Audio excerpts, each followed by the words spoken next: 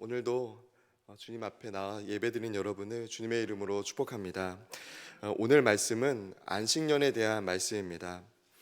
매 7년 끝이라는 표현이 1절에 나오는데요. 이 표현은 매 7년 되는 해의 연말을 말하는 것이 아니라 7년을 주기로 해서 그 주기의 마지막 해를 의미하는 것이 바로 이 매 7년 끝이라는 표현입니다.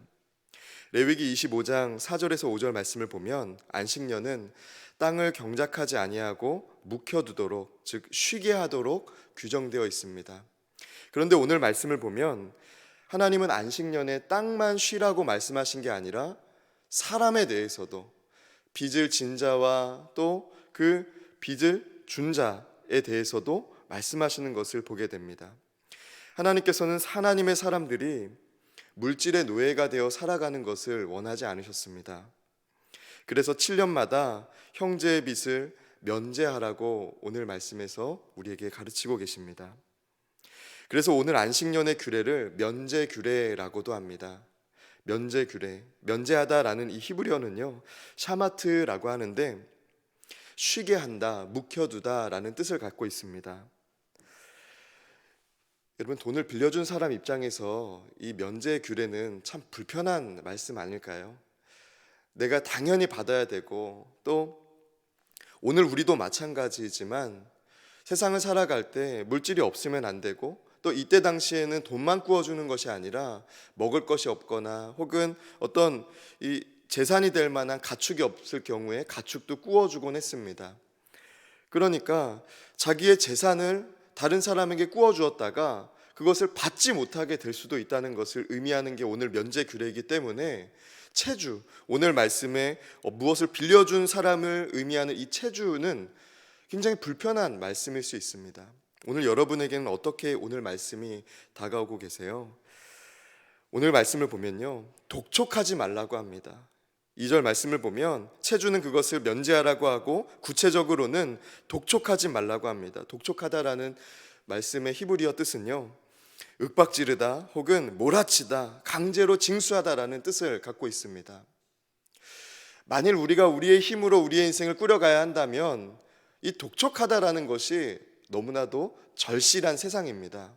어떻게 해서든 내가 빌려준 것을 어떻게 해서든 받아내야 되고요, 저 사람이 가난하든 형편이 어렵든 어려운 상황이든 관계없이 윽박을 지르든 아니면 어떻게 해서든지 받아내서 내 것을 채워야 되는 세상이기 때문에 그렇습니다. 그런데 오늘 말씀은요, 우리에게 손을 펴는 사람이 되라고 말씀합니다. 손을 펴는 사람. 어떻게 손을 펼 수 있습니까? 조금 전 말씀드렸듯이 움켜쥐고만 살아도 모자라게 느껴지는 것이 당연한 세상인데요, 우리가 손을 펴서 살아갈 수 있습니까? 아마 모두가 다 생각하듯이 하나님께서 우리의 인생을 채우시기 때문에 성도는 손을 펴며 살아갈 수 있습니다. 신명기는 어떤 상황에서 이스라엘 백성들이 하나님의 말씀을 들었습니까? 바로 아직 부요해지기 직전에, 내가 풍요의 땅에 살아가기 직전에 들었던 말씀이 오늘 신명기의 말씀이었습니다. 내 인생이 아직 풍요하고 넘치도록 채워지기 이전에 하나님은 이스라엘 사람들에게 손을 펴는 사람이 되라고 오늘 말씀하고 있다는 거예요. 왜 그렇습니까? 하나님의 사람, 즉 성도는 손을 펴며 살아가는 사람이기 때문에 그렇습니다. 자신이 자신의 인생을 책임져야 하므로 가진 것에 따라서, 혹은 형제이지만 저 사람이 나에게 하는 태도와 또 내게 주어진 상황에 따라서 손을 펴는 사람이 아니라 하나님께서 나의 인생을 책임져 주시기 때문에 기꺼이 손을 펼 수 있는 사람이 하나님의 사람, 성도라는 것을 가르쳐 주시기 위해서 아직 그들이 부요하기 전에, 아직 그들이 꿈꾸던 땅을 밟기 직전에 하나님께서 오늘 말씀을 주고 있다는 것입니다. 또한 오늘 말씀은요, 면제에 대해 주의할 것을 우리에게 말씀하십니다. 성도로서 손을 펴며 살아가는 이때에 주의할 점이 있다는 거예요. 그것은 마음을 강팍하게 하지 말라는 것입니다. 7절 말씀을 보면 하나님께서는 우리에게 마음을 강팍하지 말라고 우리에게 말씀합니다. 우리 7절 말씀 같이 읽도록 하겠습니다. 7절입니다. 같이 읽겠습니다. 내 하나님 여호와께서 내게 주신 땅 어느 성읍에서든지 가난한 형제가 너와 함께 거주하거든 그 가난한 형제에게 내 마음을 완악하게 하지 말며 내 손을 움켜쥐지 말고. 아멘. 오늘 말씀을 보면 움켜쥔다라는 표현을 말합니다. 그런데 그 전에요, 마음에 대해서 오늘 성경은 우리에게 증거합니다. 강팍하게 하지 말라고 합니다. 여기서 강팍하게 하다라는 표현은 아마츠라는 히브리어인데요, 요새화하다, 단단해지다라는 뜻을 갖고 있습니다. 즉 나의 것을 지키기 위해서 힘을 쓰는 사람을 말하는 것이죠. 혹시라도 다른 사람이 나의 것을 뺏어가지 않을까, 내가 내 것을 지키지 못하진 않을까 하고 나의 것을 요새화하는 사람, 또 다른 사람에 대해서 사랑을 베풀고 또 정을 베푸는 것을 고의적으로 마음부터 막아가지고 내 마음을 단단하게 하는 사람을 의미하는 표현입니다. 그런데 구체적으로 이런 마음을 가진 사람을 이렇게 표현합니다. 손을 움켜쥔 사람이라고 표현합니다. 여러분은 여러분의 이웃이 여러분을 딱 볼 때 손을 움켜쥔 사람이라고 생각할까요? 아니면 손을 편 사람이라고 생각할까요? 여러분 어떠시겠어요? 오늘 말씀은 우리가 다른 사람들에게 뿐만 아니라 우리의 중심을 보시는 하나님 앞에 손을 편 사람으로 발견되라고 말씀하고 있습니다. 특별히 규례를 악용하지 말 것을 우리에게 말씀하는데요, 안식년이 가까워올 때 이스라엘 사람들은 아주 교묘하게 이 말씀을 악용했습니다. 어차피 받지 못할 거니까 꾸어주지도 말자라는 마음으로 내게 꾸어오는 사람에게 아주 마음을 닫고 있는 거예요. 도움을 구하는 가난한 자를 거절하지 말라고 하나님은 말씀하시는데 교묘하게 말씀을 이용해서 그 사람에게 꾸어주지 않는 사람도 있었다는 것입니다. 그런데 오늘 말씀을 보니까요, 9절의 말씀을 보니까 이렇게 말씀합니다. 삼가 너는 악한 생각을 품지 말라. 곧 이르기를 일곱째 면제년이 가까이 왔다 하고 내 궁핍한 형제를 악한 눈으로 바라보며 아무것도 주지 아니하면 그가 너를 여호와께 호소하리니 그것이 내게 죄가 되리라. 아멘.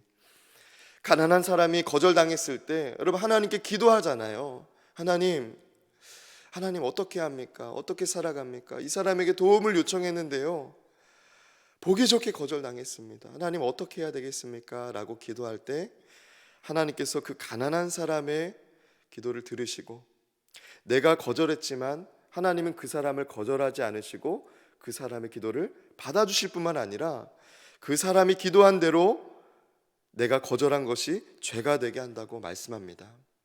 여러분 얼마나 두려운 말씀입니까?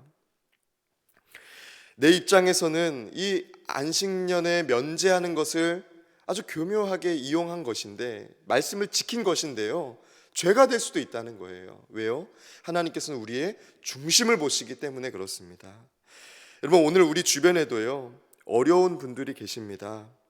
물질적으로만 어려운 것이 아니라 그 심적으로 어려움을 당한 분들이 계시고, 또 심적으로 쫓김을 당하며 살아가는 분들도 계시고요, 또 코로나로 인해서 실제로 가게를 운영하고 또 가정을 지키는데 어려움을 겪는 분들도 계십니다. 혹 여러분들 중에, 여러분 자녀들 중에 어려움을 겪는 이들이 있다면 오늘 말씀을 기억하시고 그들에게 손을 펴는 저와 여러분 되시기를 주님의 이름으로 축복합니다. 오늘 말씀을 보면 이 말씀을 악용하지 말라는 말씀도 있지만 넉넉히 손을 펴라는 말씀도 있습니다. 손을 펴며 살아갈 때 넉넉히 펴며 살아가라는 거예요. 성경에서 넉넉히라는 표현은 사람 간에 쓰이지 않고 하나님께서 우리에게, 사람들에게 어떤 것을 베푸실 때, 채워주실 때 주로 쓰이는 단어입니다.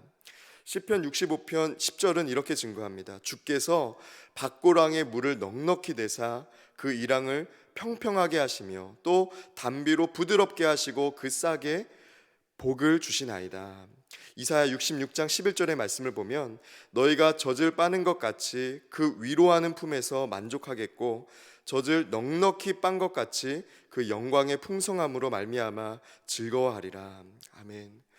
하나님께서 우리에게 넉넉히 채워주시고 부어주실 것을 아는 사람만이 우리의 손을 펴서 다른 사람들에게 넉넉히 베풀 수 있다는 것을 성경은 우리에게 증거합니다.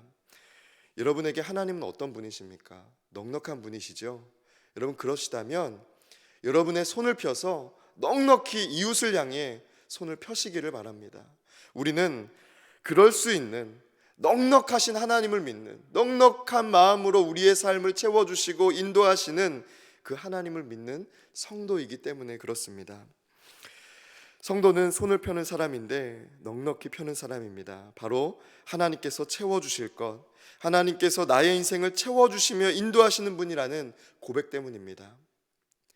내가 손을 펴서 도와준 사람이 내게 그대로 갚을 것, 혹은 이자 쳐서 조금 더 갚을 수 있는 사람이기 때문에 우리가 손을 펴는 사람이 아니라는 거예요. 여러분, 세상은 저 사람이 어떤 사람인가를 잘 판단하여서 꾸어주고 또 베풉니다. 그러나 성도는 오히려 하나님이 어떤 분이신가를 생각하며 다른 사람에게 선을 베푸는 사람입니다. 참 이상하죠? 저 사람이 내게 어떤 태도를 취했는가, 저 사람이 내게 갚을 만한가를 보지 않고 하나님이 내게 어떤 분이신가를 살피고 하나님이 내게 어떤 은혜를 베푸셨는가를 주목하면서 베푸는 사람이라는 것입니다. 여러분, 우리는 다른 것을 바라보며 베풉니다. 다른 것을 바라보며 살아가는 사람이라는 거예요. 오늘 여러분 주변에 어려움을 겪고 있고 또 어두운 표정을 갖고 있는 분들이 계시다면, 또 오늘 말씀을 들으시면서 생각나는 사람이나 가정이 있으시다면 여러분 구체적으로 여러분의 손을 펴서 무엇인가를 베풀어 보시기 바랍니다. 하나님께서는 이 손을 펴는 것을요, 의무로 혹은 어떤 책무로만 우리에게 주신 것이 아니라 하나님의 마음을, 하나님의 긍휼의 마음을 내가 갖고 있는지를 나타낼 수 있는 기회로서 우리가 여기기를 원하십니다. 하나님을 믿는 성도로서 내가 정말 하나님의 마음을 갖고 있는지를 한번 시험 삼을 수 있는 그런 기회로 삼으라는 것이죠. 오늘 우리에게는 안식년이 언제이며 또 어떤 의미로 받아들여야 될까요? 7년에 한 해, 7년 중에 한 해가 아니라 매일의 삶이 하나님의 사람으로서 넉넉히 손을 펴는 날이 되시기를 주님의 이름으로 축복합니다. 안식년은 하나님의 긍휼하심을 나타내는 날이자 하나님을 믿는 사람으로서 내가 서 있는지를 시험하는 날이기 때문에 그렇습니다. 7년 중에 1년만 내가 하나님의 사람으로 서 있는 것이 아니라 여러분 매년 매일을 오늘도 하나님의 사람으로 서시기를 축복합니다. 돈을 꾸어간 자 혹은 나에게 무엇인가를 빌려간 사람만이 우리의 긍휼의 대상이 아닙니다. 하나님의 필요한 사람들 모두가 긍휼의 대상이고 또 우리의 기도, 우리의 사랑이 필요한 사람이라는 것이죠. 오늘 만나는 분들을 긍휼한 마음으로 바라보시고 또 여러분 안에 있는 하나님의 사랑을 여러분의 손에 나타내셔서 특별히 넉넉히 손을 펴셔서 하나님의 사람이 어떤 사람인지를 증거하는 저와 여러분의 삶이 되시기를 주님의 이름으로 축복합니다. 함께 기도하겠습니다.